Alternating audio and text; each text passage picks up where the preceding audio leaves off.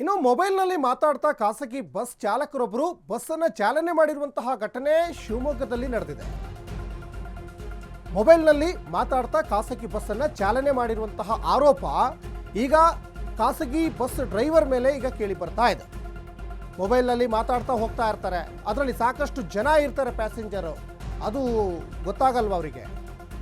Already ಈಗ ಡ್ರೈವರ್ಗೆ ಪೊಲೀಸ್ನವರು ದಂಡ ಹಾಕಿದ್ದಾರೆ.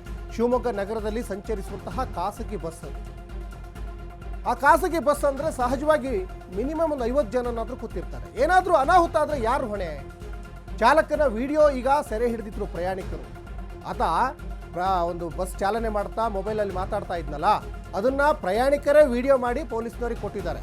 ಪೊಲೀಸ್ನವರು ಅಂದಮೇಲೆ ಕ್ರಮಕ್ಕೆ ಮುಂದಾದರೂ 5,000 ರೂಪಾಯಿ ದಂಡ ಹಾಕಿದ್ದಾರೆ. ಇನ್ನೊಮ್ಮೆ ಈ ರೀತಿ ಮಾಡಬೇಡ ಅಂತ ಚಾಲಕನಿಗೆ ಪೊಲೀಸ್ನವರು ಎಚ್ಚರಿಕೆ ಕೂಡ ಕೊಟ್ಟಿದ್ದಾರೆ. ಯಾಕಂದರೆ ಇದು ಬೇರೆ ಎಲ್ಲ ಡ್ರೈವರ್ಗಳಿಗೂ ಒಂದು ಪಾಠ ಆಗಬೇಕು.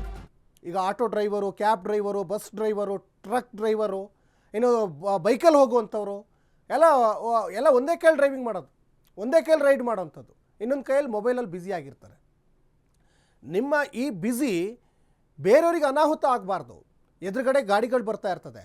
ಇದೇ ಈ ಬಸ್ ಈಗೇನು ಖಾಸಗಿ ಬಸ್ಸು ಈಗೇನು ಓಡಿಸ್ತಾ ಇದ್ದಾರಲ್ಲ, ಶ್ರೀ ವೀರಭದ್ರೇಶ್ವರ ಅಂತ, ಇದು ಶಿವಮೊಗ್ಗದ ನಗರ ಸಾರಿಗೆ ಬಸ್. ಇದು ಅಂದರೆ ಖಾಸಗಿ ಬಸ್. ಇದು ಮೇನಿಲ್ಲ ಅಂದರೂ ಒಂದು 50 ಜನನಾದರೂ ಕೂತಿರ್ತಾರೆ.